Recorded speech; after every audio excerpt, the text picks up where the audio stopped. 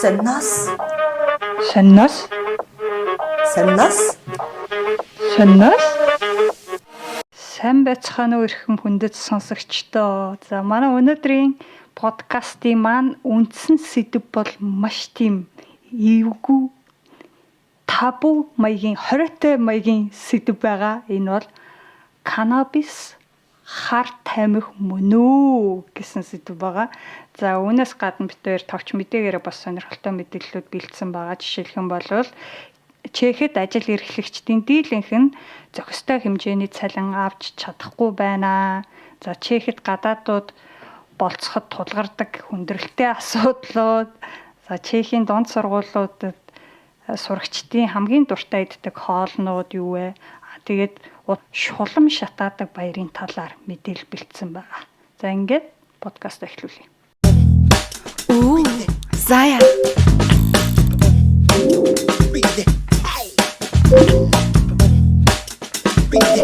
Шинэ ертөнц, шинэ хүрээлэл. Зая. За ингээд өнөөдрийн үндсэн сэдвээрээ бид хоёр канабисын талаар ярихаар бэлдсэн байгаа. За юун төрөнд анхааруулад сонсогчтой хэлэхэд бид хоёр үүгээрээ ямар нэгэн байдлаар мансууруулах бодис тэр дундаа канабис марихуаныг сурталчилж байгаа хэрэг огт биш ээ. Бид хоёрын бэлдсэн мэдээллүүд бол ер нь дандаа шинжлэх ухааны үндэслэлтэй их сурвалжуудаас бэлдсэн мэдээллүүд байгаа. Мөн томоохон мэдээллийн агентлаг редакцуудаас олж авсан сурвалжлага мэдээллүүд байгаа. За тэгээ энэ мэдээллийг сонсоод дүгнэлтээ сонсогчдаа өөрөө хийн үзье. Бид хоёр мэдээж бас мэдээллийнхэн төгсөлт нь өөрсдийнхөө хувийн бодлыг хэлнэ. Түүнтэй та заавал санал нийлэх албагүй зүгээр л хэлмээр санагдаад. За тэгээд хамгийн түрүүнд яагаад энэ сэдвийг сонгосон бэхээр ерөн сүүлийн үед ингээл бас игээл нэг хар тамхины хэрэгээр баригчлагдлаа, хоригдлоо гэж Монгол тиймэрхүү мэдээнүүд гараад байгаа шүү дээ. Мэдээгээр ингээ хар тамхи гэдэг нэг юм амар бүдэг бадаг мэдээлэл өгч чинь хар тамхи гэдэг нь дотор амар олон янзын юм агуулад байдаг. Яг ямар төрөлийнх нь бодисыг ямар хэмжээгээр хэрэгэлсэн болоод хин хоригдоо цагттагчваа гэдэг нь ойлгомжгүй. За тэр хэрээрээ манай нийгэмд яг нийтээрээ энэ талаар ойлголт маш муу байдгийн байна гэж бодоод тэгээ энэ талаар айлуулах шинжлэх ухааны үндэслэлтэй бодит мэдээллийг хүргэхийг зорьсон. Дээрэс нь Европ тэр дундаа Чехэд хар тамхи мансууруулах бодисын зохицуулалтын хууль ямар хуу байдгийг энэ талаар бас мэдээлэл хүргэе гэж бодсон. За эхлээд ер нь бол ерөнхий мэдээлэл хүргэе л да. Драг буюу одоо ийм мансууруулах бодисыг ерөнхийдөө баахан им гэхээс илүүтэй мансууруулах бодис хар тамхи гэж шууд орчуулад байх шиг байгаа. Гэтэл яг драг гэдэг англи үгнийх нь тодорхойлолт нь болохоор организмын физиолог сэтгэл зүйд өөрчлөлт оруулдаг альва химийн бодис юм аа. Уух, идэх, тарих, татах зэргээр организмд нэвтрүүлж хэрэгэлдэг гэсэн байна. За тэгэхээр зарим тохиолдолд бол им гэдэг утгаараа ч ойлгогдож болно. Зарим тохиолдолд мансууруулах бодис буюу одоо бидний хэлж таньснаар хар тамхи гэж ойлгогдож болохоор байна. За тэгэнгүүт драг нь болохоор имийн бодис нь дотроо psychoactive drug буюу сэтгцэд нөлөөлөх юм, non psychoactive drug буюу сэтгцэд нөлөөлдөггүй юм гэсэн хоёр үндсэн төрөлтэй байгаа юм л да. За psychoactive drug нь болохоор бас дотор олон янзаар хуваагдаж болно. За тэгээ хүнд яг ямар нөлөө үзүүлдгээр нь харж агаад хуваахан бол үндсэндээ 4 төрөлд хуваагддаг гинэ. За энэ мэдээллийг болохоор би Хан Академийн видео хичээлээс авсан байгаа шүү.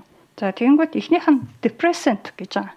Энэ юу гэхээр төв мэдрэлийн системийн үйл ажиллагааг дарангуулдаг одоо депрессэлдэг гэсэн үг. Одоо тайвшруулах нэг юм доо. Тайвшруулах, удаашруулах нөлөөтэй гэсэн үг. Өөрөөр хэлэх юм бол тархины тодорхой эсгүүдийн сэрлийн төвшинг бууруулдаг гэж байна. За тэгээд ийм төрлийн юм хэрэгэлсэн тохиолдолд хүний зүрхний цохилт, даралт буурна, амьсгал удаашрна, гаж нөлөөнө гэх юм бол толгой эргэх, тэнцвэр алдах гэх мэтийн шинж тэмдгүүд илэрдэг гэж байна. Түүнээс гадна сэтгэн бодох, мэдээлэл боловсруулах хурдыг бууруулах нөлөөтэй. За энэ ямар төрлийн эмэнд хэрэглэгддэг вэ гэхээр ерөнхийдөө тайвшруулах үйлчилгээтэй эмнүүдэд хэрэглэгддэг. Аль эсвэл даралт бууруулах ч юм уу те. Мансууруулах бодисын тухайд гэх юм бол алкогол нь энэ төрлийн депресс төрлийн мансууруулах бодисонд ордог юм байна. За хоёр дахь нь болохоор стимуланц гэж байгаа. Энэ нь болохоор яг депрессантсынхаа эсрэг нь гэж болохоор өөрөөр хэлэх юм бол төв мэдрэлийн системийн үйл ажиллагааг өдөөж сэргээдэг. Зүрхний цохилт даралтыг нэмэгдүүлнэ, амьсгалыг түргэсгэн, ер нь хүнийг ингээд илүү сэргэг болгодог. Нөгөө талаараа юм жоохон хит юм тайван бус цочимтгой ч юм уу тиймэрхүү болгодог. Ингээд нэг зүрх савлж муулаад нэг хэцүү болдог шүү дээ. Одоо ялангуяа нөгөө energy drink уучаар тэгдэг шүү дээ. Энгийн хэрэглээнд хэрэгэлдэг одоо кафентэй зүйлс энэ төрлийн бодисд ордог гэж юм л та. Кофе ч юм уу, кола ч юм уу, energy drink ч юм уу те. Жохон сэргээх үйлчилгээтэй адерал маягийн юм ордог гэж байгаа. За мансууруулах бодисны хувьд болохоор метамфетамин, кокаин, никотин зэрэг нь ордог гэж байгаа. За депрессант, стимулант хоёр нь ерөнхийдөө ингээ үйлчлэг нь хоёр яг эсрэг тэсрэг гэж аваад гэхдээ нэгнийх нь үйлчлэгийг нөгөөгөөр нь дарж болно гэж ойлгож болохгүй гэсэн байгаа шүү. За гурав дахь нь болохоор hallucinogens гэж байгаа. Заримдаа болохоор psychedelics гэж бас ярьдаг юм байна. Distorted perception буюу одоо нөгөө бодит байдлаас гажуудсан байдлаар аливаа зүйлийг хүлээж авах нөлөө үүсгдэг. Одоо жишээ нь хий юм харах ч юм уу, хий юм сонсох ч юм уу, тиймэрхүү гаж нөлөө үзүүлдэг гэж байгаа байхгүй юу?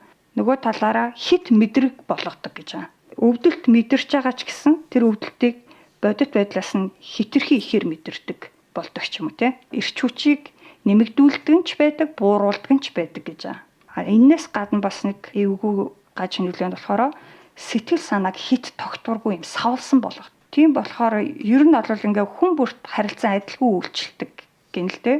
Тэр ч байтугай бүр нэг хүнд өөр нөхцөл байдлуудад өөр өөрөөр үйлчлэх тохиолдолч байдаг гэж. За энэ төрөлд багтдаг мансууруулах бодисуудад нь болохоор LSD буюу acid одоо хүчил гэдэг мансууруулах бодисуд юм байна. Мөн мансууруулагч мөөг ордог юм байна. За дөрөвт нь болохоор opiates эсвэл opioids. За энэ opiates гэдэг нь болохоор яг нөгөө байгалийн гаралтай, opioids гэдэг нь синтетик буюу одоо нөгөө химийн гаралтай. Зүрхний цохилт даралтыг бууруулна. За амьсгал удаашруулна, нойр хүргэнэ. За ингээ харахаар нөгөө депрессантстай энэ талаараа төстэй харагдчихад. Гэхдээ мэдрэлийн системийн аль хэсэг химийн ямар түвшинд хэрхэн үйлчилдэг гэдгээрээ ялгаатай байдаг юм байна. За өвдөлт мэдрхийг бас бууруулдаг юм байна. За энэ төрлийн бодис болохоор морфин, кодеин, хероин зэрэг бодисод ордог юм байна. За нөгөө эмнэлэгт болохоор ялангуяа нөгөө өвчин амдах энэ төр морфин хэрэглэдэг шүү дээ. Энэ дөрвөн төрөлд ангилж байгаа нь болохоор ер нь нөгөө эрдэмтэд хүмүүсийн бий болгосон ангиллалын систем түүнээс шиг байгалийнхын шин чанараар ангилаагүй. Тийм болохоор зарим бодис эдгээр ангиллалуудын нэгээс илүүд нь хамаарах тохиолдол байдаг гэж байна. Жишээ нь MDMA, ecstasy зэрэг одоо мансууруулах бодис нь симулант төрөлд багтаж байгаач зарим тохиолдолд бас hallucinogens төрөлд багтдаг гинэ. Одоо хий юм харж сонсох тиймэрхүү гаж нөлөө үзүүлдэг байна шүү дээ. За тэгвэл канабис буюу монголоор орчуулах юм бол зэрлэг олсны ургамал нь алинд нь багтдаг юм бэ? За канабис ямар үр нөлөөтэй гэхээр хий юм харах, сонсох зэрэг шинж, тэмдэг, илэрх тохиолдол байдгүй гэвэл байдаг. Үүн дээр нь тулгуурлаад үзэх юм бол hallucinogens төрөлд багтаж болохоор. За тэгсэрнээ бас депрессант шиг тайвшруулах үйлчилгээч үзүүлэх тохиолдол байдаг. Тэгэхээр канабисыг дотор нь бүр юм наривчилж, ангилж үзэх шаардлага гараад ирж байгаа. Шууд ингээл ерөөсө канабис гэдэг чинь тэр чигтээ хар тамхи ч юм уу те аль сүлд цэвэр байгалийн гаралтай эм мэн чинь ингээд шууд тэгэж аль нэг тал руу нь хөрвж ойлгож болохгүй нарийн ойлгох шаардлагатай. За энэ тал дээр нь тайлбар өгье. Дараагийн тайлбарыг болохоор би хэд хэдэн сорсоос бэлдсэн.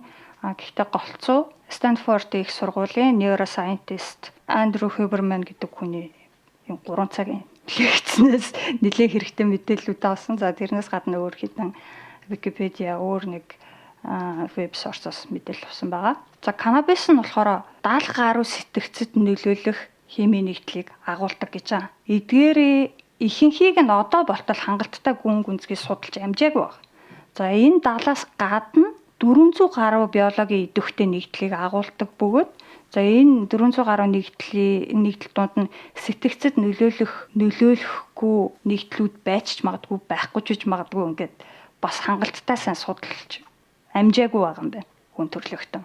Одоо энэ мэдээллийг авснараа канабисын талаар цогц бүрэн төгс мэдээлэл авчлаа гэж ойлгох нь одоо жоохон хуумгай явдал. Гэтэ энэ дээр бол яг нөгөө мансууруулах бодис энэ тэрэ гэдэг талаас нь аль болох чухал мэдээллүүдийг ингээ базаад өгч байна. Хаана ургасан, яаж ургуулсан зэрэгсээ хамаарат маш олон төрөлтэй. За тэрнийх нь үйлчлэгийн хүртэл өөр үүдэг гэж байгаа. Одоо уулын сүүдэртэй газар ургасан юм уу?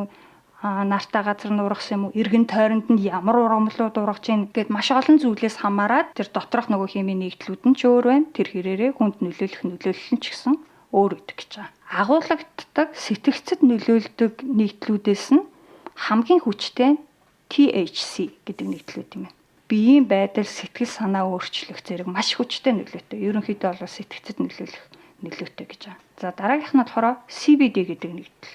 За энэ нь болохоор голцоо одоо өвдөлт болон anxiety буюу түгшүүрийг ингээд тогтворжуулах, багасгахад эмнэлгийн журмаар ашиглагддаг гэдгээр айгуу сайн танигдсан. CBD нэгдэл нь одоо үр дүнтэй таламж байдаг. Түүнээс гадна хаанаас ямар арга замаар олж авсан гэдгээс хамаарат аюултай талууд ч бий гэж байна.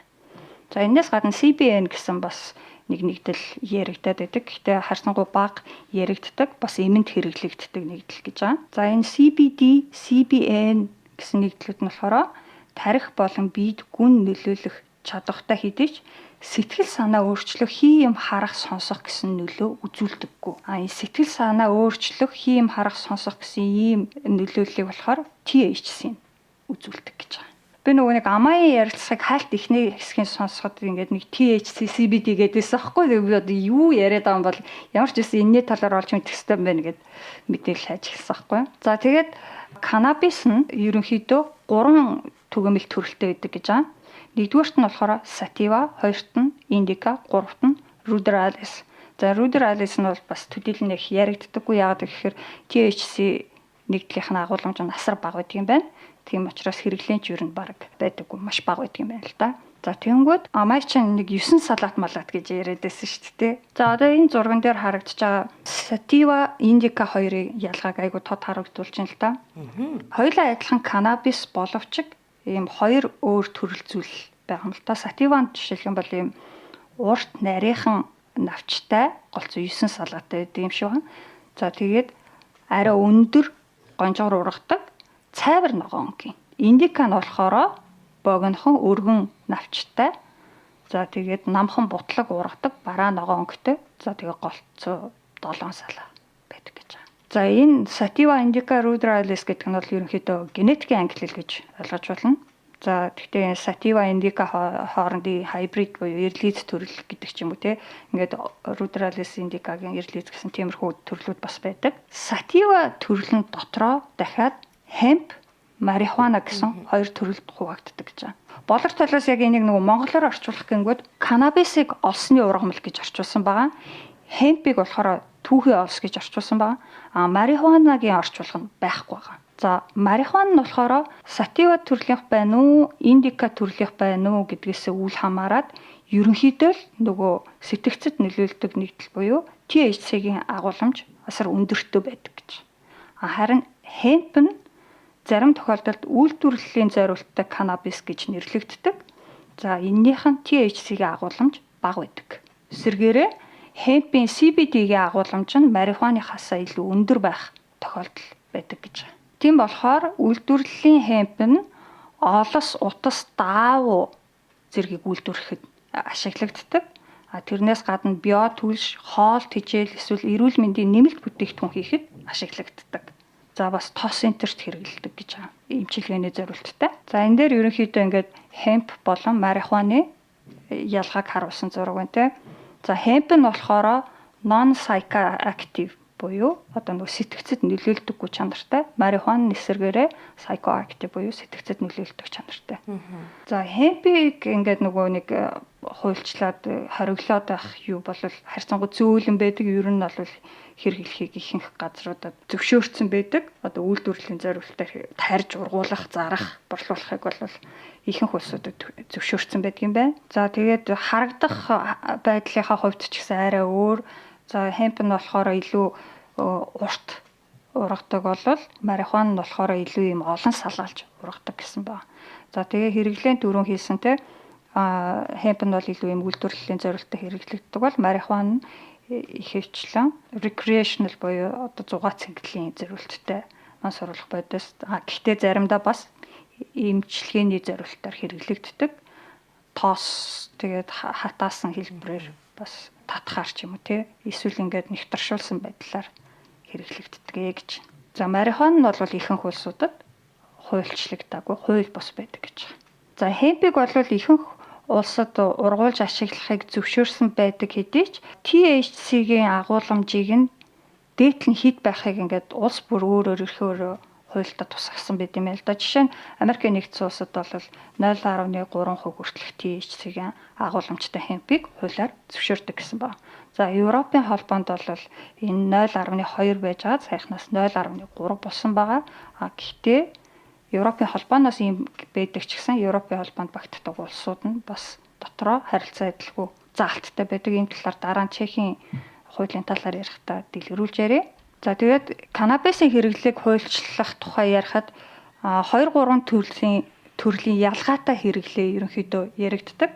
За нэгдүгээрт нь болохоор medical буюу эмнэлгийн зорилттой хэрэглээ, хоёрдугаарт нь recreational буюу зугаацах хэрэглээ, гуравдугаарт нь industrial буюу үйлдвэрлэлийн хэрэглээ гэсэн байна.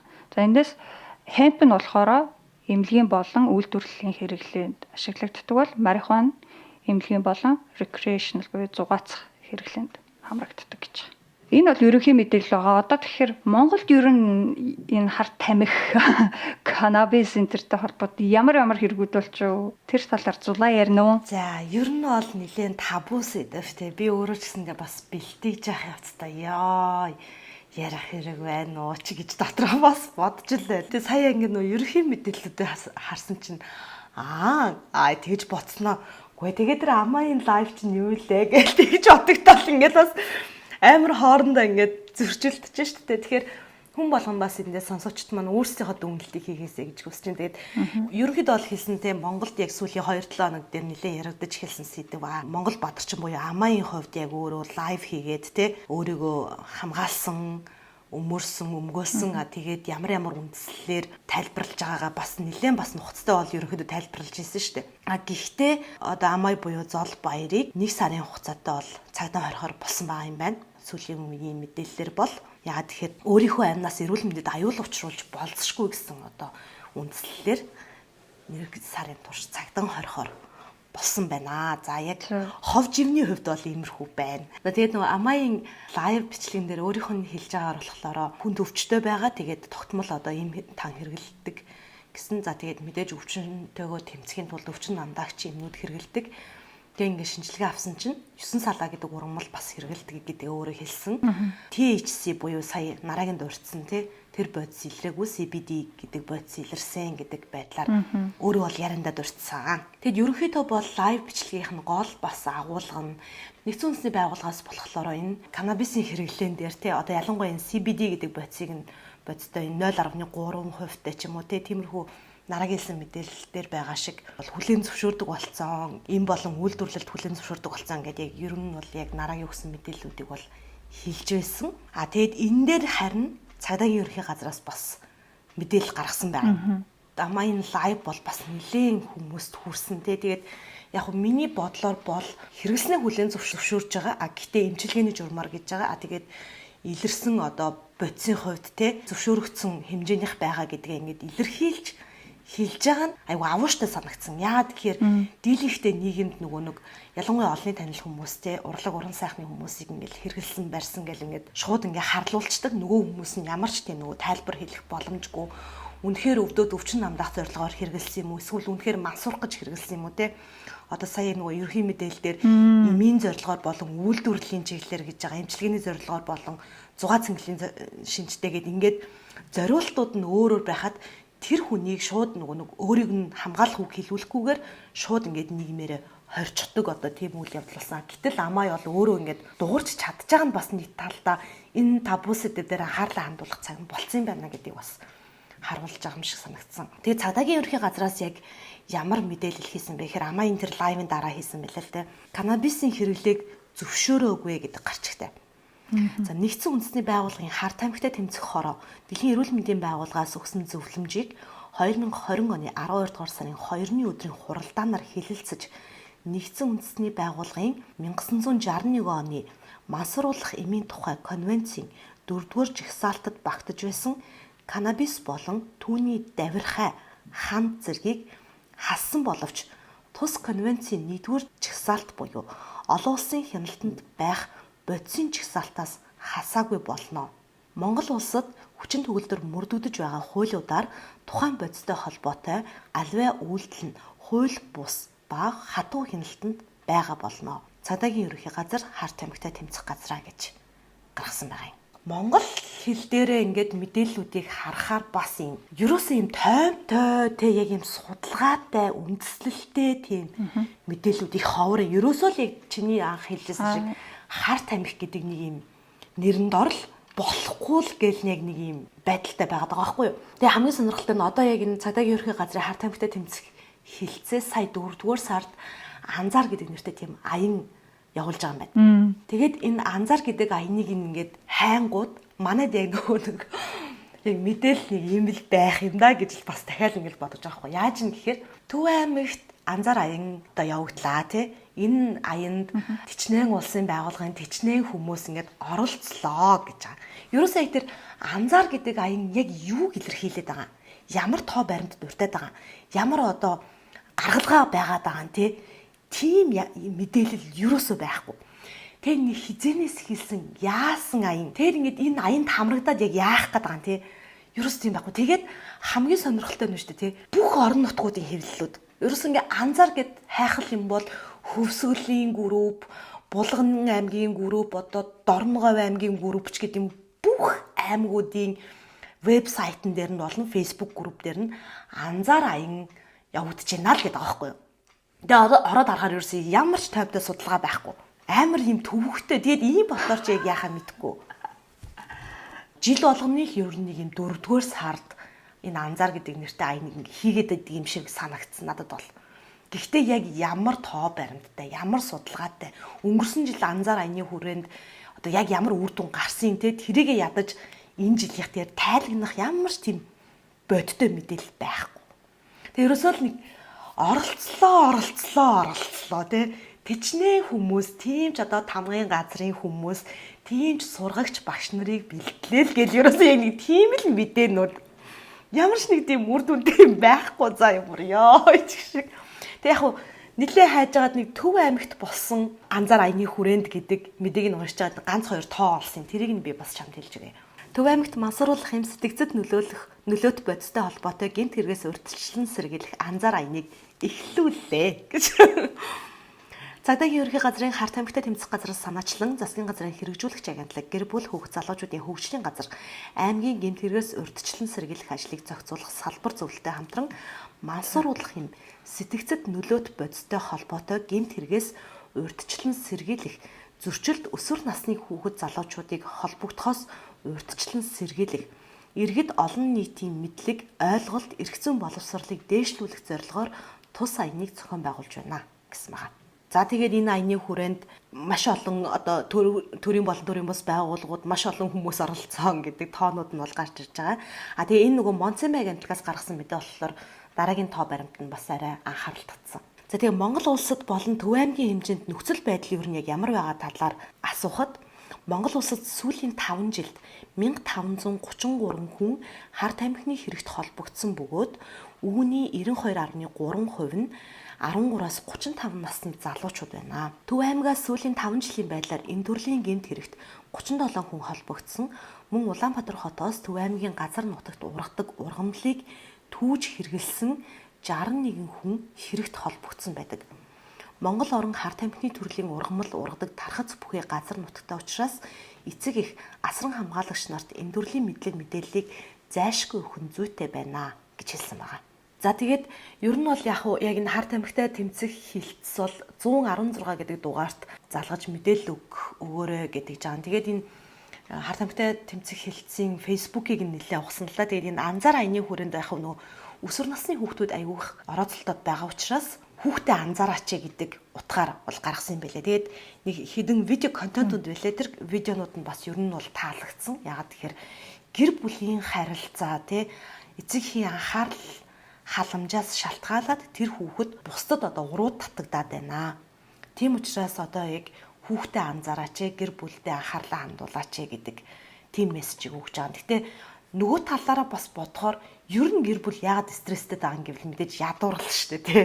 Тэр нэг ургаад байгаа өсөндөөч биш, ерөөсөө л ядуурлалтай ажлын байр, цалин хөлсөл байгаа шүү дээ. Тэгэхээр хар тамхитай тэмцэх хилцэл чинь өөрөө төрийн байгууллага мөн манай засаг өөрөө ядуурлаа бууруулж чадахгүй байгаа юу гэвэл тийм. Тэгээд нэг иймэрхүү жижиг сажиг аян өрнүүлээд байгаа нь тий. Хүүхдээ анхаар гэдэг нөгөө төрийн албаны хідэн хүмүүсээ цуглуулаад өстө хүүхдтэй анхаарах цагийг нь амралтын өдрөөр аваачиж зааланд цуглуулад тэгээ хурал хийгээд байгаа байхгүй ер нь бол тийм үстэй. Энд чинь жишээлбэл бид нар ингээд хизээч ингээд сургууль цэцэрлэгийн арга хэмжээнүүд ийм ажлын цагаар ч юм уу тэ амралтын өдөр баг болохгүй шүү дээ.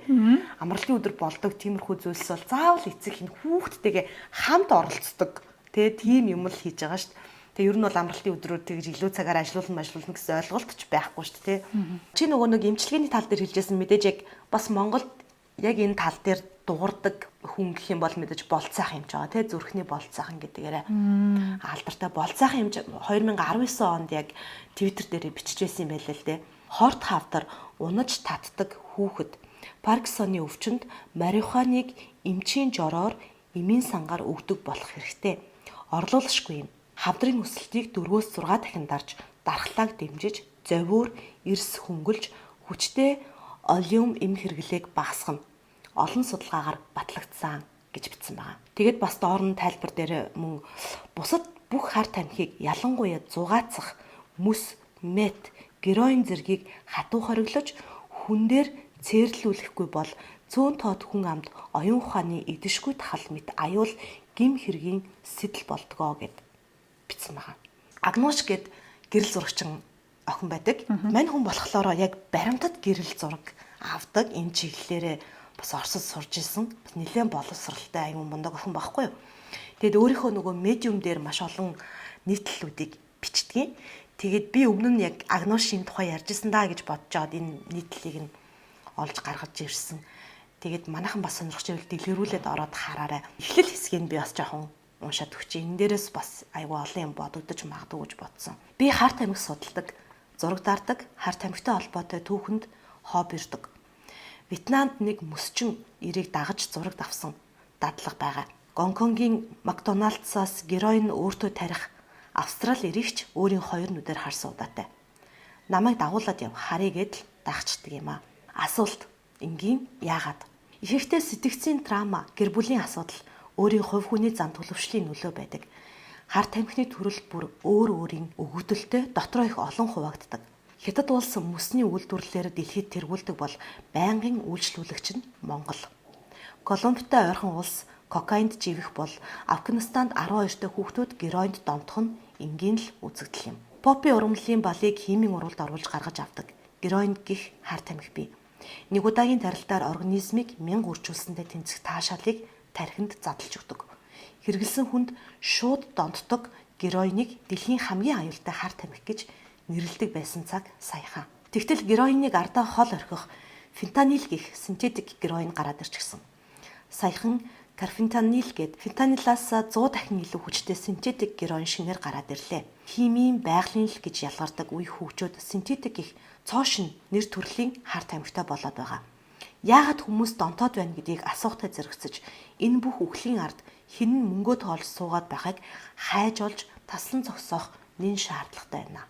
Тэгэд энэ дээр нэлээд судалгаатай бас дүгнэлтүүдийг бичсэн байгаа юм. Тэгээд яг чиний нөгөө нэг өмнө тайлбарлаж ирсэн шиг хар тамхи нь ийм төрөлтөө энэ нь ийм үйлчлэгээтэй ингэдэг гэдэг бас мэдээллүүдийг өгсөн байгаа. Тэгээд мань хүний гаргаж ирсэн гол өнцгөө нь юу вэ гэхээр хар тамхины хэрэглэлээс болоод хэлсэн гэдэг шалтгаанаар баривчлагдсан дийлэгтэй мэдээж нөгөө яг цагдаагийн ерөнхий газраас мэдээлснээр 15-аас 35 насны залуучууд байгаа юу гэвэл тийм. Тэгээд тэдгээр залуучууд хүн алсан хүмүүстэй хамт шоронд ороод байна гэж байгаа. Тэгээд тэрнээсээ болоод бүр нөгөө сэтгцийн асуудалд өртөөд байна гэд.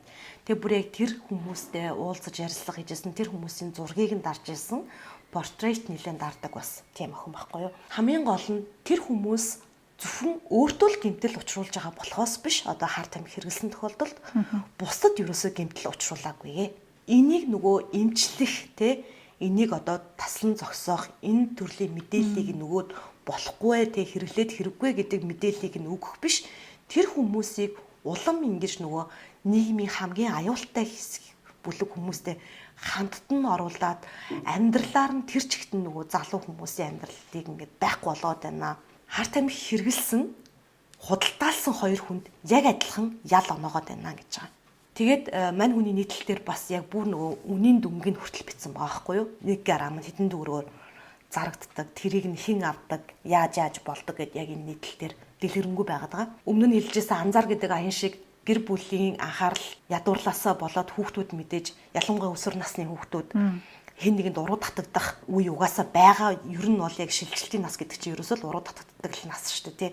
Хин хаана намайг уруу татах нь тийшээ гүгүүд очичдөг. Тэгээд нэг удаагийн хэрэглэн дээр шууд донтох эрсдлийг өгж байгаа зүйлсийг хэрэгжилж байгаа тохиолдолд энэ бас аюул үүсгэж байгааг гэвэл тийм. Гэтээ тэр хүүхэд нэг удаа л хэрэглээд донтсон донтолтыг нь эмчлэх шаардлагатай болохоос биш барьж аваачаад хориод тэгээд нөгөө тэр хүүхдийг донтуулсан тэрийг худалдаалсан мөнгөний аваад байгаа тэр хүмүүс баг ямарч олигтой ял шийтгэлгүй эсвэл баг торгоод өнгөрдөг ч юм уу тийм байдлаар одоо яг явагдаад байгаа. Энэ бол бүр ингээд Монголын нэгэнд амар ил болчихсон асуудлаа. Бид нар л ингээд ярихгүй байгаа болохоос биш айгүй ил болцсон зүйл штэ гэж битсэн байгаа юм. Яг тэр донтолтон дээр одоо жишээ насан туршаагүй хүмүүс ялангуяа иймэрхүү зүйлс за эсвэл насан туршсан гэсэн залуухан хүмүүсийн иймэрхүү зүйлс ингэж шохоорхлын байдлаар ч юм уу хэрэгжилж үзэх. Зарим нь бол мэдээж үнэхээр ингээд сэтгэлийн хувьд маш хүнд байдал, амьдралын хувьд хүнд байдалтаас болоод иймэрхүү юмд орж байгаа. Тэг ялангуяа нөгөө нэг ядуу өрхүүдийн хүүхдүүд ингээд цавуу үнэрлж мансуурдаг. Тэрнээсээ бол хордоод өгдөг тийм юмнууд маш их байгаа шүү дээ. Тэнгүүд ингээд донтолт гэдэг чинь бол маш том өвчин. За тэнгүүд манад одоо нөгөө сэтгцэн эрүүл мэндийн төвөнд ерөөсөө ингээд ачаадлаа дийлдэггүй маш цөөхөн боловсон хүчтэй тий байр савны хувьд ч хангалтгүй байдаг. За тэгээд донтолт архич юм уу ямар нэг өөр бусад бодисын хамааралтай хүмүүсээ эмчлэх чадвартай хүмүүс нь маш цөөхөн байдаг гэдэг. Тэгээ энэ талаар яг нөгөө комедиан Амрагийн хийдэг Liberty podcast-ийн нэг дугаар дээр нэг 2 хүн оролцож яг энэ донтолтын талаар ярьжсэн. Тэр бол маш хэрэгтэй дугаар л тэрийг айлуулах олон хүмүүс сонсоосоо гэж бодож байна. Тэгээ нэг нь болохоор яг нөгөө сэтгцэн эрүүл мэндийн чиглэлээр мэрэгчлэлтэй хүн. Нөгөөх нь болохоор өөрөө донтолтонд өртсөн тийм хүүхэдтэй хүний их. За тэгээд өөрөө нөгөө хүүхдээ эмчлүүлэхийн тулд ингээл хайж судалсаар байгаад ингээд яг нөгөө зөв журмаар нь ингээ хорж цагдаад илгүү те яг ингээ эмчилгээний зөв журмаар нэмчилдэг тийм рехаб болоод хүүхдээ явуулж исэн. Тэгээд тэрнээс хойш бас яг тиймэрхүү асуудалтай гэр бүлүүдэд ингээд тусалдаг мэдээлэл өгдөг тийм болсон хүн байгаа байхгүй. Ер нь бол донтолтын талаарх мэдлэгийг бид нар бас айгуу сайжруулах хэрэгтэй юм шиг санагдаад байна. За тэгээд Монголд бол зүгээр яг нөгөө сенсацийн хооронд л мэдээлэлүүд явагдаж байгаа. Тэгээд ерөөсөө юм таймтай гэхээсээ илүү нэг юм ерөнхий байдлаар нь харсан, айлган сүрдүүлсэн, табу гэдгийг нь илтгэсэн ингээд нэг юм айлгасан л мэдээлэлүүд байгаа болохоос биш бас хүн болгон мэдгүй байгаа юу гэвэл үгүй подкастын эхлэл хэсэг дээр ерөнхий ингээд мэдээллийг аваад ингээ баг ингээ гайхаж байгаа байхгүй юу амаагаад ийм энэ зураг нь нэрээ 9 салаатай юм байна шүү дээ. 9 салаа гэдэг чинь яг ийм 9 ширхэг навчийг хилээд байгаа юм байна те. Гэдэг мэдрэмжийг одоо бүр ингээд авж байгаа байхгүй юу. Уг нь бол ингээд монгол хэл дээрээ те амир их хайлт хийсэн хэрнээ ингээд ямар ч тийм олигтой мэдээлэл байгаагүй. За тэгэхээр Чехэд энэ тал дээр бас яадгийн хоёлаа нөгөө Чехийн 7 хоног мэдээллийн хөтөлбөрийг бэлтгэж яхад нэг мэдээг бүр амар тод санаад идэв юм а. Бурнод шиг санжийн нэг ангаахын сургууль канабисыг тариалах лаборатори нээсэн гээд гих мэтчлэнгээр Чехэд яг энэ төрлийн мэдээллүүд бас айгүйх явдсан шүү дээ. Ер нь бол бас одоо бүр гоё юм сонсъё. Алив. За одоо яг энэ хуульчлах чинь бас их нарийн юм байна. Дотроо маш олон үе шаттай байд юм байна. За тэгээд тэр талаар ер нь мэдээлэл үргээ.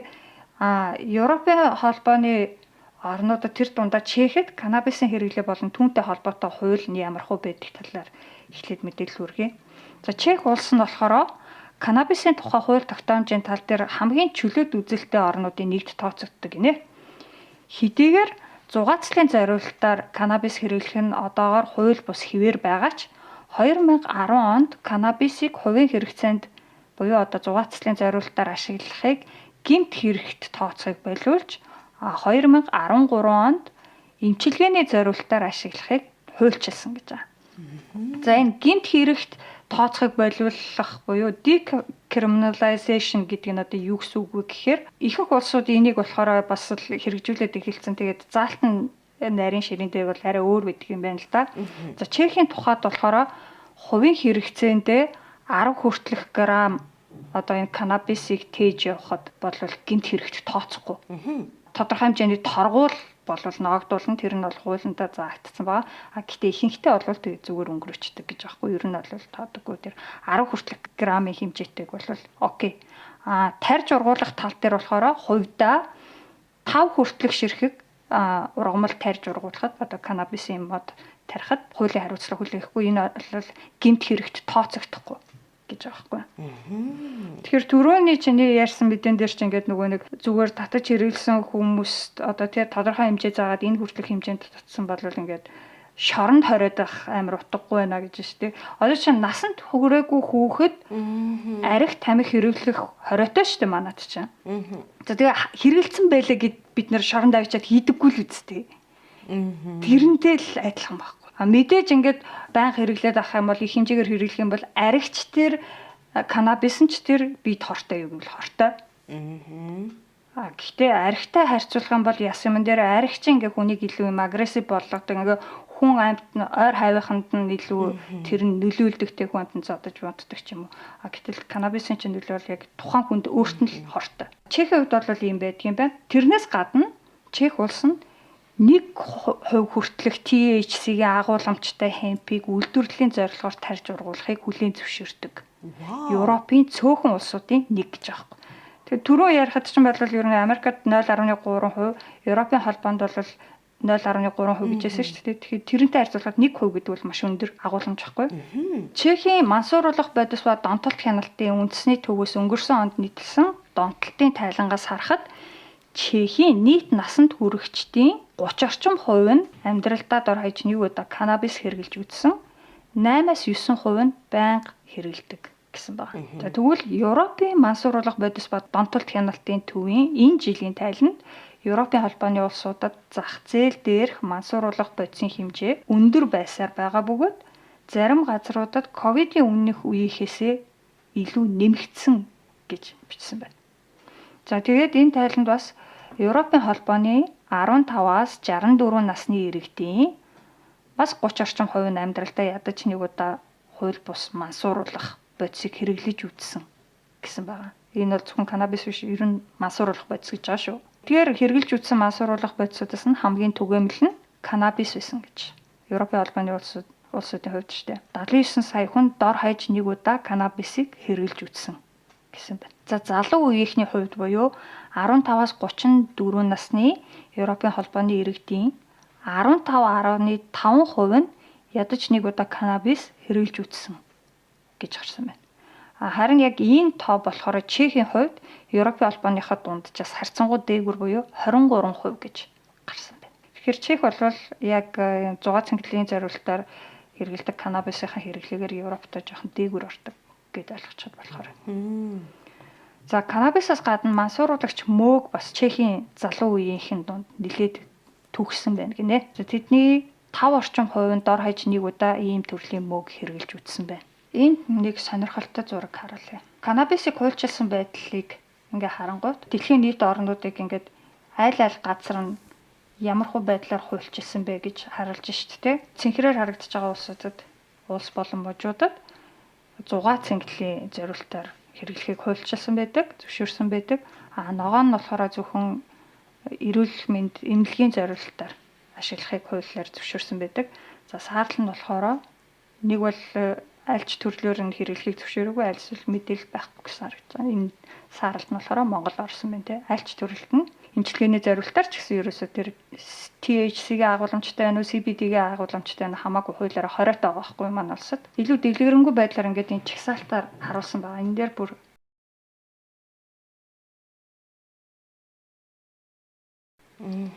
Араб, Дундад Аз болон Африкийн ихэнх орнуудад бол манайхтай адилхан альч төрлөөр нь хэрэглэхийг хуулиараа хориглосон байдаг. Гэтэл Ихэнх улсад бол ингээд эмчилгээний зориулалтаар хэрэглэхийг бол зөвшөөрсөн эсвэл бага зэргийн хязгаарлалттай байдлаар зөвшөөрсөн гэж байгаа. Харин recreational буюу зугаа цэнгэлийн зориулалтаар хэрэглэхийг зөвшөөрөөгүй улсууд маш олон байгаа хэдий ч тэр дундаасаа одоо яг Чех шиг decriminalized буюу нэг гэмт хэрэгт тооцохгүй болгосон байгаа байхгүй. Одоо жишээ нь энд Белизд 10 хүртэлх грамм тээж явахад бол гэмт хэрэгт тооцохгүй.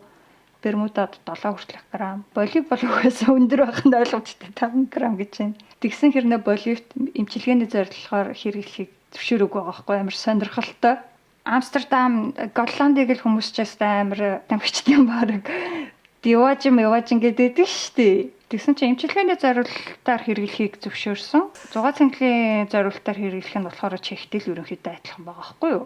5 хүртэлх граммыг өөртөө тээж явахад бол гэмт хэрэг гэж үзэхгүй. За тэгээд 5 хүртэлх ургамлыг бол тарьж болно. Гэхдээ ер нь бол нөгөө шийтгэл нь бол маш зөөлөн байдаг гэсэн байна л да.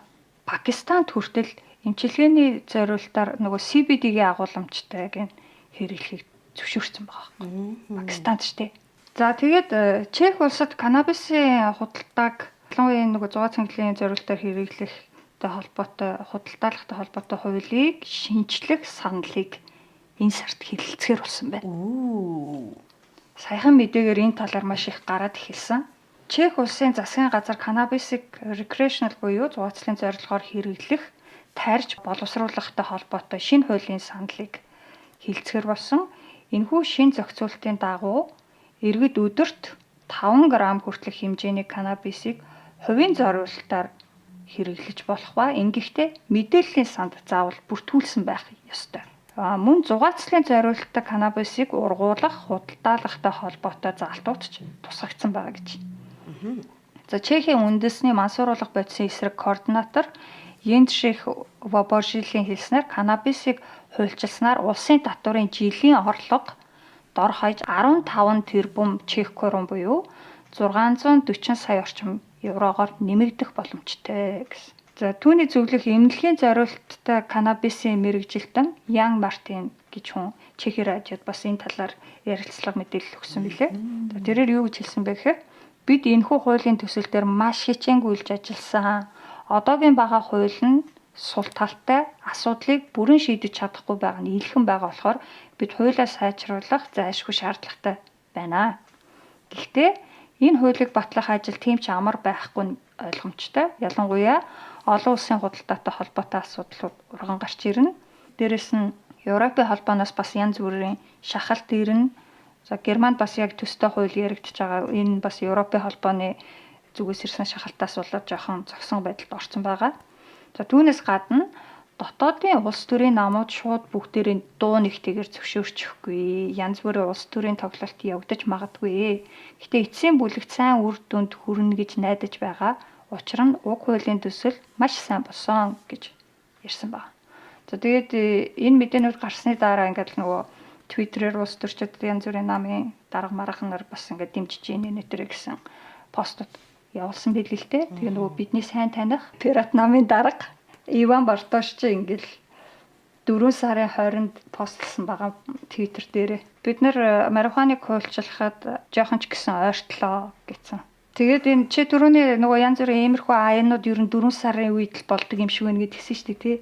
Тэрийг чинь би цаана учиртай байх гэж бодсон. Яг тэгэхээр энэ 4 сарын 20 чинь болохоор олон улсын канабисын өдөр гэдэг юм бэ. За тэр нь бол урд нь тэр нөгөө нэг хаана гэлээд хүмүүс яг тийм өвс хэрэглэхээр нэг хөшөөний дэргэд 4 цаг 20 минут оройн цугларч ингээд татаж матдаг байсан юм байна л та.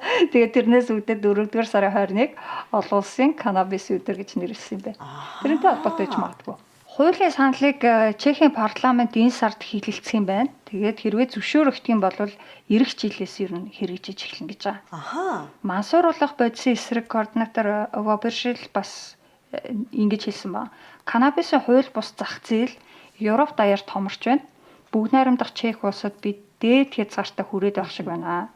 Эрэлт хэрэгцээг нь харгалзаж үзээд хууль ёсны худалдаалагчдын гарт зах зээлийг нь өгөхөөс өөрөөр энэ асуудалтай тэмцэх арга зам харагдахгүй байна гэж хэлсэн ба.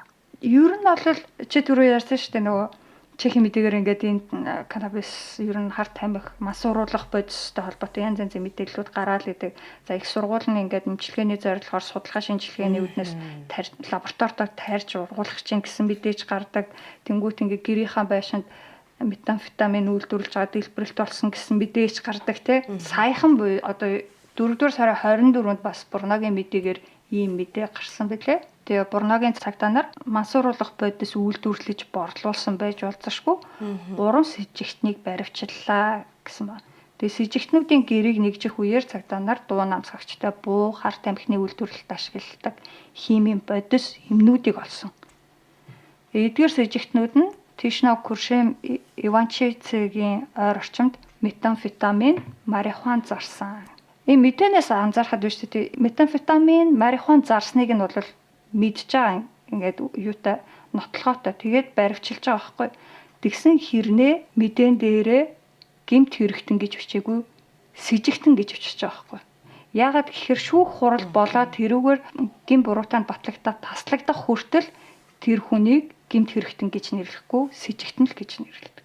Шинэ хууль гол нь хэрэгжснээрээ энэ нөгөө төсвийн орлого эдийн засгийн хувьд ашигтаагаас гадна хэрэглэгчдийн аюулгүй байдлыг хамгаалах боломжтой нь хамгийн чухал гэж байгаа байхгүй юу?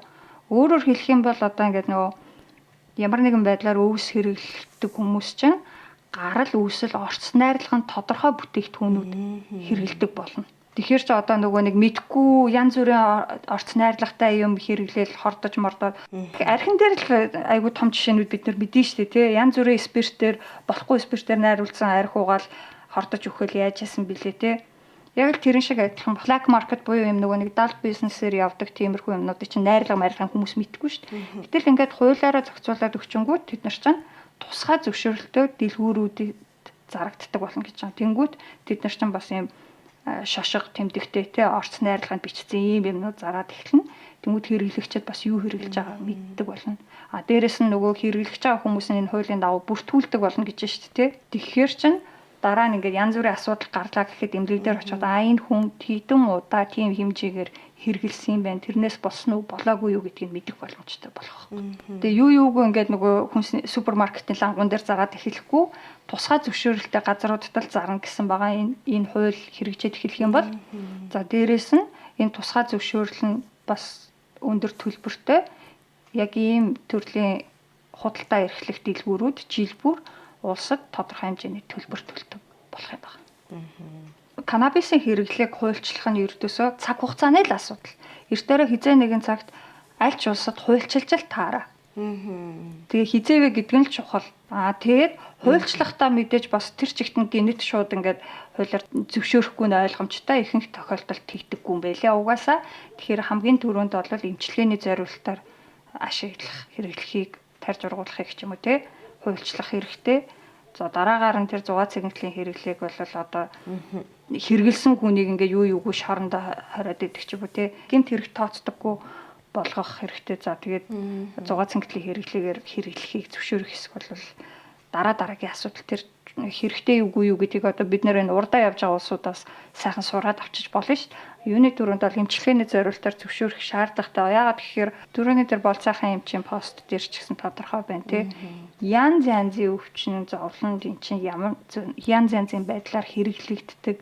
Тэр байтугай зүгээр ингээд нөгөө гоо сайхны бүтээгдэхүүн тосмосон хүртэл одоо тэр CBD-гийн орцтой байдаг гэж байгаа байхгүй юу.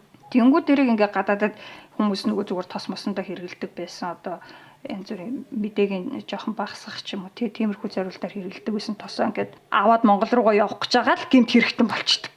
Тэгээ тийм харанхуй бүдүүлэг байж болохгүй шүү дээ бид нэр. Гол нь энэ сэдвээр ярьж байгаа шалтгаан маань болохоор хүмүүс янз бүрийн юмыг ингээд шүүж янз бүрээр хэлэхээс өмнө тодорхой нэг бодит мэдээлэлээр те шинжлэх ухаанд суурилж дүгнэлтээ хийдэг болоосой. Тэгэхгүй зүгээр л ингээ нөгөө сэтгэлийн хөдлөлөөр тэгээд нөгөө харанхуй бүдүүлэг байдлаасаа зүгээр л хин нэгэн ойр хавийнханд хүн тэгж хэлсэн учраас гэд ингээд юмд ханддаг бол маш муухар асуудал. Тэгээ энэ битарын бэлдсэн мэдээлэл жоохон ч гэсэн хэрэгтэй зүйлийг танд хүргэсэн гэж найдаж байна. За ингээд товч мэдээнд орё доо. Юу сонирхолтой англиан үзэл та. Ингээд бичлэгээ оруулсан байна. Миний бичлэгийг хаасан хүмүүс жоохон сайх баг тий. Оо, окей. Постнууд байхгүй, basic нь байна юм гэсэн Улаанбаатар аккаунтанд мөрчлөлтэй. Хоолын сэдвлээ. Би цаг тоглох дуртай. Бас бүжиглэх дуртай. Хангалттай байх гэж үзэж байна. Ийшний өдөжгөө ухаад байвал сонирхолтой юм байна. Окей. Би та бүхэндээ энэ хүү аппликейшнээс та бүхэндээ санал болгомоор энэ бол Zaya гэдэг аппликейшн байгаа. Товч мэдээнийхээ эхний мэдээг хүргэе. Чехэд ажил эрхлэгчдийн бараг 3/2 нь зохистой цалин авч чадахгүй байна. Хөдөлмөрийн хөлсний доод хэмжээ, дундаж цалин, медиан цалин зэрэг ойлголтуудаас гадна minimum decent wage буюу хамгийн бага зохистой цалин гэсэн ойлголт бас байдаг. Энэ нь бүтэн цагийн ажил эрхэлдэг, хүүхэдтэй, насанд хүрсэн иргэн шаардлагатай хэрэгцээ хангах, чөлөө цагаараа ямар нэг сонирхдаг зүйлээ хийх болон багахан хэмжээний хуримтлал үүсгэхэд хүрэлцээтэй байх хэмжээний цалин хэлдэг. 2021 оны байдлаар Праг хотод хамгийн бага зохистой цалингийн хэмжээ сарын 36,717 крон. Прагаас бусад Чехийн хотуудад 31,146 крон байсан байна. Харин 2022 онд энэ цалингийн хэмжээ Прагт 42,776 крон, Прагаас бусад Чехийн хотуудад дунджаар 40,912 крон болж өссөн байна. Зохистой цалингийн хэмжээ Прагт өндөр байгаа нь Прагт байрны үн хайрцангуй өндөр байдагтай холбоотой. 2022 онд ийхүү зохистой цалин эрс өссөн нь мэдээж инфляцтай холбоотой. Үнийн өсөлт нэрлсэн цалингийн өсөлтөөс хамаагүй илүү байснаас үүдээд 2021 онд зохистой цалинтай тооцогдож байсан 800,000 орчим ажлын байр 2022 он гэхэд зохистой цалингаас доогуур цалинтайд тооцогдох болжээ. Зохистой цалингийн хэмжээг Достойна Мзда ЦЗ сайтаас тооцоолон тайлхнадаг бөгөөд энэхүү сайт руу ороод үзвэл ямар үндэслэлээр хэрхэн тооцдог талаар дэлгэрэнгүй мэдээлэл авах боломжтой. Сарын хүнс, байр, унаа, харилцаа холбоо гэх мэт зүйлсийг дундаж зардал зэргийг бас харах боломжтой. Эдгээр тооцооллыг хийхэд шаардлагадах өгөгдлийг Чехийн статистикийн албанаас авч шинжлэх ухааны академи, үйлдвэрчний эвлэл, нийгмийн оролцооны агентлаг зэрэг байгууллагт ажилладаг эдийн засаг улс төр нийгэм судлалын чиглэлийн экспертүүдээс бүрдсэн баг тооцооллыг хийдэг байна. Мөн тэдний тооцоолсноор бүтэн цагийн ажил эрхэлдэг эмэгтэйчүүдийн 68%, эрэгтэйчүүдийн 53% нь зохистой цалингаас доогуур цалин авч байгааг нь. Европын холбооны бусад улсуудтай харьцуулахад Чехэд ажил эрхлэгчид цалин нэмэхийг шаардах нь бага байдаг ба үүний нэг шалтгаан нь үйлдвэрчний эвлэлд харьяалалтай ажилчдын тоо цөөн байдгийг гинэ. Өөрөөр хэлбэл Чехэд цалингийн тохиролцоо цалин нэмүүлэх хэлэлцээр нь зөвхөн компани хэмжээнд л гол төлөв явагддаг. Харин салбарын хэмжээнд явагддаггүй. Харин Германд энэ нь эсрэгээрээ байдаг хэмээн Достойна Мздагийн мэргэжилтэн бөгөөд Германы Фредерик Эбертсанд ажилладаг чех мэргэжилтэн хэлсэн байна. Zaya. Дараагийн товч мэдээгүй хүргэе. Саяхан Expat CZ сайтн дээр Праг дахь гадаадуудын болзооны амьдрал ер нь хэцүүхэндээ гэсэн утгатай нийтлэл гарсан байлээ. Тэгээд энэ мэдээллийг хүргэе. За энэ дашрамд дуртахад манай энэ дугаарын Монгол инженерүүдийн хийж бүтээсэн Zaya app бас ивент итгэж байгаа. Zaya app-аар та Zaya-ны хана олоорой. Таньч мэдхгүй шинэ газар дөнгөж нүүж ирэхэд болцоо нөтөл зүгээр найз нөхөдтэй болоход ч хүнд байдаг шүү дээ, тий. За тэгэнгүүт Чехэд ганц бие хүмүүс хэн нэгэнтэй танилцахад хамгийн тохиромжтой арга нь танилцах аппликейшн гэж үздэг гинэ. 2021 онд Касперскигээс хийсэн судалгаагаар чехүүдийн дунд хамгийн түгээмэл хэрэглэгддэг аппликейшн нь Badoo гэдэг аппликейшн гэж гарсан байна. Судалгаанд оролцсон танилцах аппликейшн хэрэглэж байсан чехүүдийн 54% нь уг аппликейшнийг хэрэглэдэг гэсэн хариу өгсөн байна. За энэний араас Tinder 45%, Seznamka CZ 32% гэж гарсан байна. За ганц бие экспатууд хэрхэн хүнтэй танилцж болзоонд явдаг талаар судлах үүднээс Expat CZ-ийн 10 гаруй хүнтэй ярилцж үзсэн юм байна л да. Тэгээд тэд нэр зарим нь их сонирхолтой түүх өгүүлсэн бол зарим нь жоохон айж жиргэмээр түүх өгүүлсэн. Эдгээрээсээ заримыг нь нийтлсэн байна. Эхнийх нь болохоор Чехийн их сургуульд сурдаг оюутан Эрин. За түүний хувьд болохоор танилцах ашиглах дурггүй аппликейшнаар зөвхөн зургийг нь хараад ингээд сонголт хийх нь ер нь нэг шүний явдлыг л арга цаахад тохиромжтой санагддаг. гэсэн байна. Харин найз нөхөд ажлынханаараа дамжуулан хүнтэй танилцахыг илүүд үздэг гинэ. Хувийн туршлагаасаа үүдээ танилцах ав тэр дундаа Тиндрийг бүр үздэггүй болсон гэж хэлсэн гэж байна. Бразилаас ирсэн Алисагийн түүх бол маш сонирхолтой. Тэрээр анхандаа чек залуутай болцоос жоохон жирхдэг байсан гинэ. Сайн мэдэхгүй учраас. Тиймээс ихэнх үедээ Америк оюутнууд эсвэл Франц аялагчдтай л болцдог байсан гэж. Харин хэсэг хугацааны дараа ер нь чек залуутай болцоод үзье гэж зориг ороод болцож эхэлсэн гэжээ. Тэгсэн чинь энэ шийдвэр нь бас яг байнга амжилттай үр дүн үзүүлээгүй гинэ. Тэрээр ингэж хэлсэн ба. Европчууд өөрсдийгөө Америкчуудтай харьцуулахад рацист биш гэж их бахархалтай ярьдаг. Тэгсэн хэрнээ арабууд болон цыгаануудын талаар яриад эхэлмэгц энэ байдал нь шал өөрөөр иргэдэг. Нэг чек залуу миний дэргэд рацист хараад хэлэхт тэр үед л би соёлын ялгаа гэдэг арьс өнгөөр ялгуурлах үзлийн халахвч биш гэж бодсон. За гэхдээ олон мэлхий үндэсний эцэст Алиса өөрийнхөө ханхуг олсон гинэ. Алисагийн одоо үерхэж байгаа залуу Чех Канадын эрлий зүгөөд анх өөрийгөө Алиса Бразил гэж тэр залуудаа хэлэхэд тухайн залуу нь ямар ч тийм үл хүндэтгсэн зүйл хэлээгүй. За гэж хүлээгээд авсан гэж. За тэрээр найз залуутайгаа онлайнаар танилцсан гэж. За зөвхөн гадаадууд ч гэлтгүй Чехүүд дунд ч гэсэн хаанаас яаж хүнтэй танилцах учраа олдоггүй хүмүүс байдаг гинэ. Тэдний нэг нь Адела. Адела хэдийгээр таньдаг хүмүүс найзуудынхаа дунд ер нь яриа хөөрөө ихтэй, нээлттэй маркийн хүн боловч танихгүй хүмүүстэй уулзаж танилцахдаа тун маруухан. Адела Bumble, Tinder зэрэг аппликейшнийг хэрэглэж үзчихсэн юм байна. Bumble нь болохоор нөгөө эмэгтэйчүүдэнд төрүүлж ямар нэг үйлдэл хийдэг. Одоо эрэгтэй рүүгээ юм бичих юм уу? Таалагдахгүй гэдгийг илэрхийлдэг. За тийм болохоор зарим хүнд бол энэ айгу таалагддаг. Аделад бол энэ нь ерөөсөө таалагдаагүй юм байна. Тендер харин нэг залуутай танилцаад 3 хоногийн дараа уулзахаар болсон гэж. Уг нь тэр залуу нь өөрт нь айгүй их таалагдчихсэн гинэ. Тэгсэн чинь уулзаад ерөөсөө 30 минут ч болоог байхад нөгөө залуу нь үнсэх гэж оролцсон гин. Тэгээд ч зогсохгүй тэр залуу нь Аделаг хизээ хүүхэд гаргана гэж боддог талаар асууснаас гадна өөрөө ойрын 3 жилийн дотор дор хаяж нэг хүүхэдтэй болох хүсэлтэй гэж хэлсэн байна. Хамгийн гол нь яг энэ үед Аделаг дөнгөж 18 настай байсан гэж. Тэр залуу нь өөрийнхөө машиныг Аделад үзүүлсэн бөгөөд тэр машин цагаан фургон байсан гинэ. Кинонд чинь нөгөө хүн хулгайлдаг машин тийм байдаг шүү дээ. Тэгснэ тэр залуу нь доторх нь ямар байдгийг үзэх үү гэж асуусан гинэ. Тэгсэн чинь нөгөө Адела чинь эвгүй санагдаад айсан боловч тэрийгээ нэг хийх гаргаагүй хоёлоо ер нь тохирохгүй юм шиг байна гэж хэлээд уучлал гуугаад тэгээ аавыгаа дуудаад аавар авахулсан гэх. Тэгээ тэр цагаас хойш Адела сингл байгаа ба Тиндрийг дахиж ашиглаагүй гэсэн байна. Экспатиэс дээр бас нөгөө уншигчдаасаа жижигхэн санал асуулга асуусан байгаа юм л да. Энд нь 222 хүн оролцсон байна. За тэгээ асуулт нь болохоор Чехэд гадаадууд ингээд болцоход ямар шүү гэж боддог вэ гэсэн. Тэгсэн чинь санал асуулгад оролцсон хүмүүсийн 20% нь маш гайхалтай би энд нүүж ирснийхаа дараа заяаны хантайгаа учирсан гэж хариулсан бол 19% нь Чехэд нүүж ирэх үедээ аль хэдийн гэрэлцэн эсвэл найз залуу найз бүсгүйтэй болчихсон байсан гэсэн байна. За тэгвэл 8% нь би болцох сонирхолгүй байгаа гэсэн бол 4% нь энэ талаар хариулмааргүй байна гэсэн байгаа.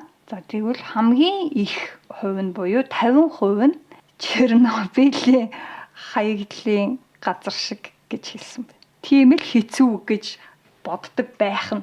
Энэ мэдээллийг уншиж байхад ер нь бол манай Монгол инженерүүдийн бүтээсэн заяа чи ямар гоё шийдэлтэй аппликейшн вэ гэж бодогдож байхгүй. Яа тэгэхээр тэр чинь ингээд нөгөө яг Instagram юм уу Facebook шигтэй ингээд хувь хүнийх нь нөгөө онцлогтой илүү сайн танилцсан зөвхөн ингээд царайн дээр хараад дүгнэлт хийхгүй. Тэрнээс гадна ингээд learn гэдэг хэсэг дээрээ янз бүрийн одоо түрүүний цагаан фургон үзүүлсэн гэдэг солиотой гарууд шиг хүмүүсээс яаж өөрийгөө хамгаалах уу ч гэдэг юм уу те яаж танилцах аппликейшнаар танилцсан хүнтэйгээ уулзахдаа аюулгүй байдлаа хангах уу гэх зэрэг тийм хэрэгтэй мэдээллүүдийг бас өгдөг байхгүй юу. Тэгэхээр маш гоё аппликейшн. За тэгээ Чехэд байгаа монголчууд маань энэ аппликейшнийг татаж хэрэглээрээ өөр бас хэд хэдэн улсад нээгдсэн байж байгаа. За тэгээд үргэлжлүүлээд Чехэд байгаа хосуудтай болон ер нь утгагүй хосоо олох хүмүүстэй зориулаад Чехийн хаагур юм гоё романтик аялал болцоонд явж болох вэ гэдэг мэдээлэл хүргэе. За ерөнхийд нь ингээд англиад харах юм бол янз бүрийн гоё цэцэрлэгт хүрээлэнгүүдээр явж болно. Чехэд бол ер нь ингээд айгүй олон ордон музейднүүдтэй тэднэрийнхээ гадаа гоё цэцэрлэгт хүрээлэнгүүд байж байдаг. За зүгээр яг тусдаа байдаг юм цэцэрлэгт хүрээлэн, ботаникийн хүрээлэнгүүд байгаа.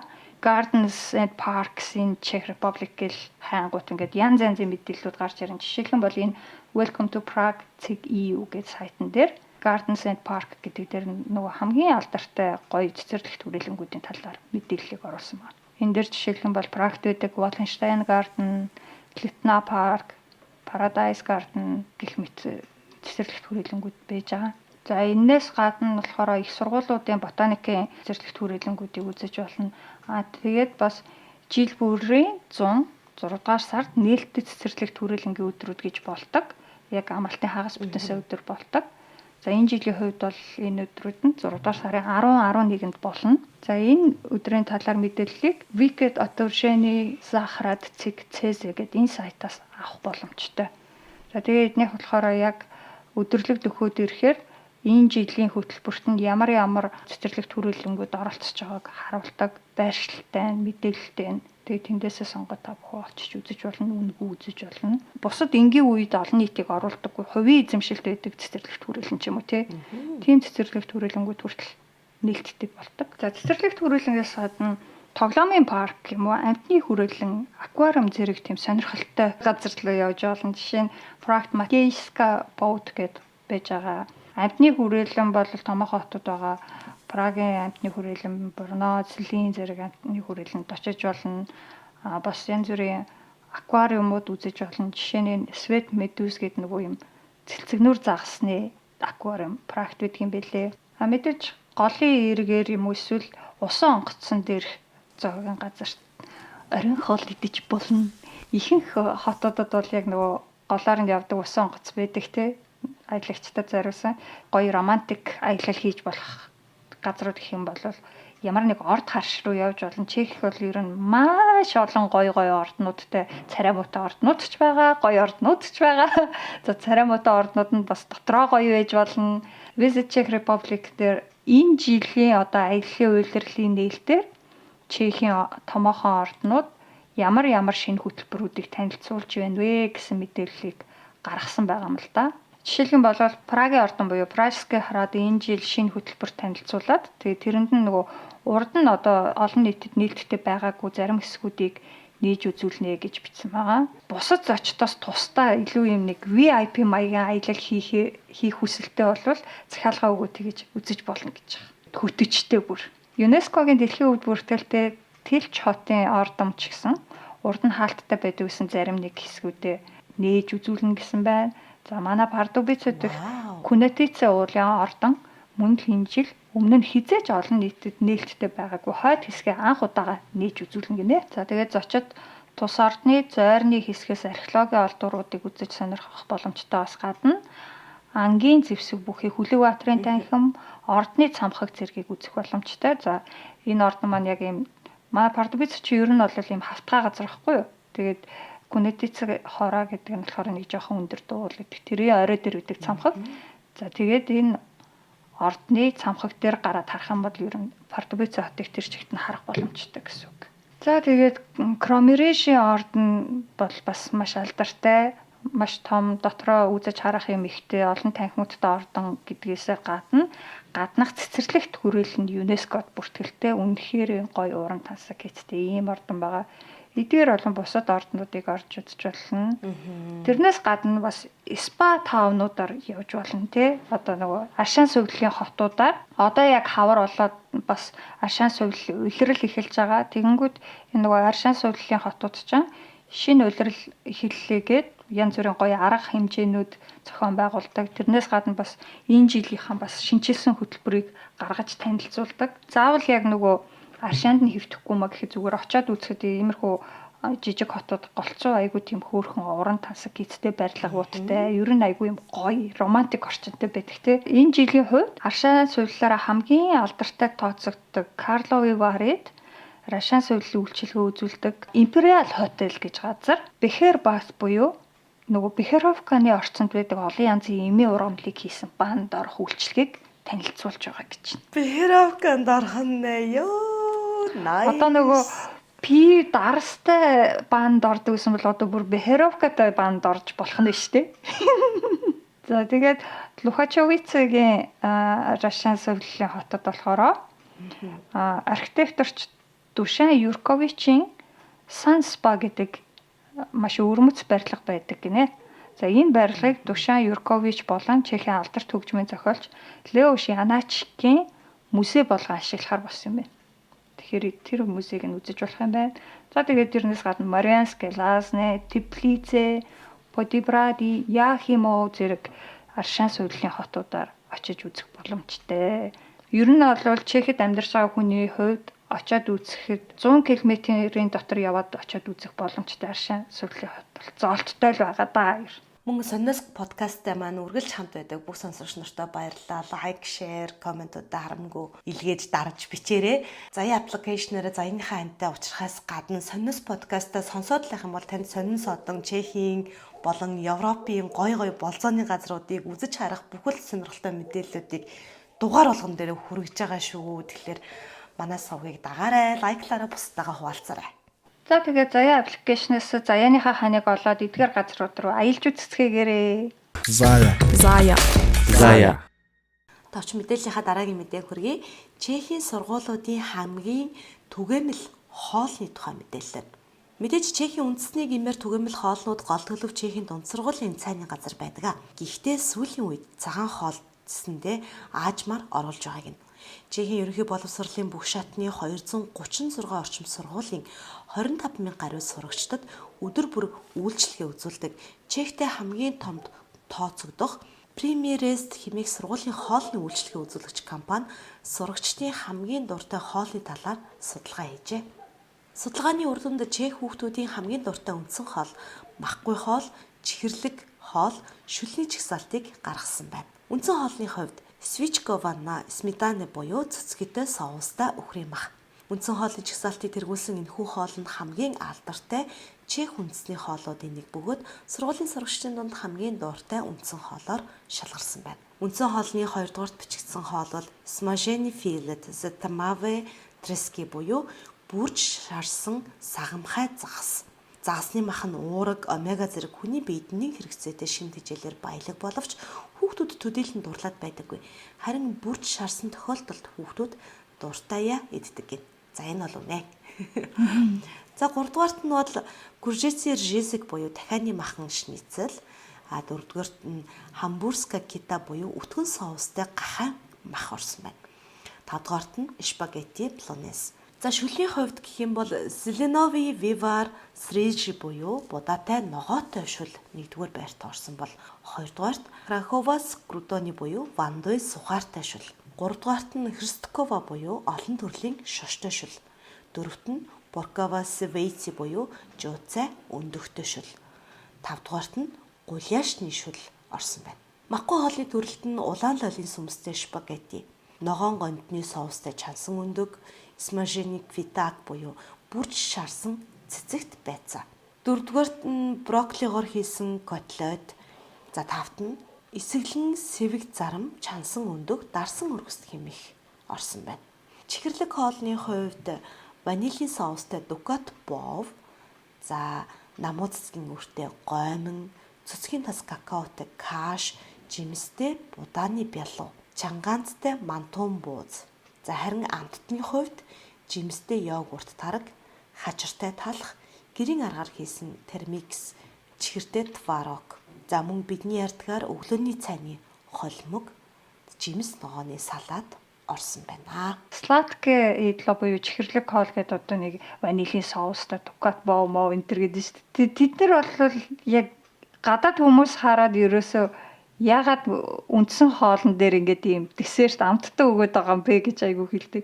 Энэ мэдээний доорх сэтгэлдлүүд дээр нь гэсэн яг тэгж хэлж исэн гэсэн. Чихэрлэг хоолны 4-т орсон жимстэй будааны бялуу гэж аваад эн чинь болохоор чехээр рижови наки овацам гэсэн байгаа байхгүй юу. Тэгээ хэлний бэлтгэлд байхад бид нэр гадаад оюутнуудаараа нэг газар багшаахан зааж өгсөн чех хоолтой газар чех хоол идэж үзэх гээд ороод гэсэн чинь манай нэг анги өөхөд болохоор Камбожоос ирсэн ер нь бол будаанд амар дуртай будаагүй л бол ерөөсө хоол шиг санагддаггүй.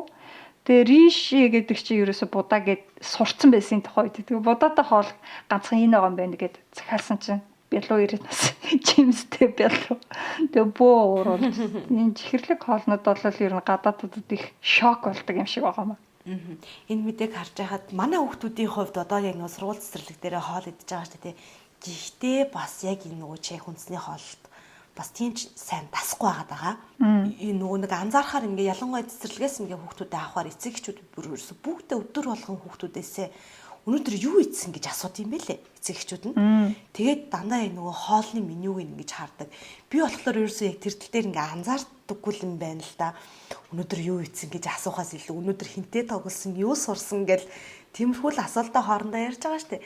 Тэнгүүд эцэг эхчүүд ерөөсөө ингээл хүүхдээ аваад за өнөөдөр юу ийдсэн гэл тэгэл маргааш ийм хоол идэх юм байна штэ гэд ингээ меню харж ингэж эцэг эхчүүд айгүйх ярьдаг. Тэгэхээр энэ хоолныхоо соёл дээр бас айгүйх тийм ач холбогдол өгд юм байна да гэж бодсон. Тэгээ хүүхдүүдтэйгээ нөгөө хоолныхын тухай асуухаар заримдаа нөгөө соусыг ингэж үлдээж байгаа. Тэгээ ногоог нь ялангуяа нөгөө шошны төрлийн нэг сайн бас идэхгүй байгаа. Загасны махыг бас сайн идэхгүй байгаа. Тэгээд сургуулийн одоо яг нэгдүгээр анги болохоор бүхэл юм багш нар ингэ бичиж байгаа шүү дээ. Бакалаврын дээр.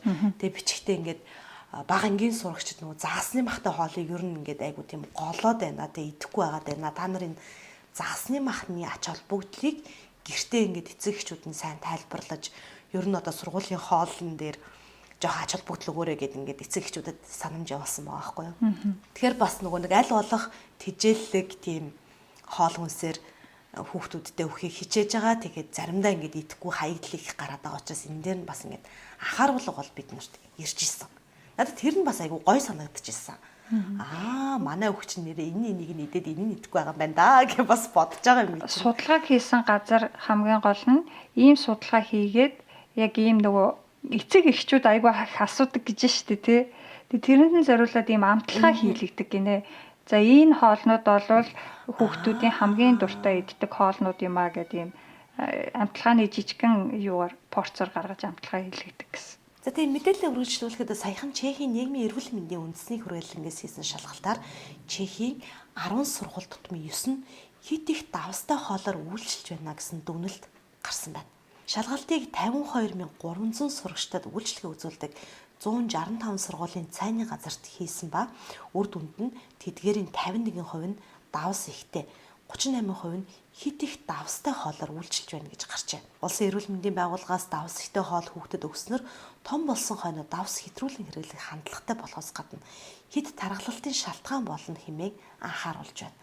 Чехүүд дунджаар цохих хэмжээнээс 3 дахин их давс хэрэглэдэг гэсэн мөн судалгаа байд юм байна. Зая. За ингээд товч мэдээнийхээ сүүлийн мэдээг хүргэе. Манай сувагт subscribe дарж биднийг дагаарай. Шулмыг шатаах баяр. Буюу за Чехэд бол чародницы юм уу эсвэл палены чародейниц гэж хэлдэг. За бусад орнуудад бол Wallburg гэж хэлдэг. Альсвал гигэн Wallburg-гийн өдөрч гэж ярьдаг. За энэ юу н ямар учиртай баяр юм бэ гэдэг талаар мэдээлэл хүргье.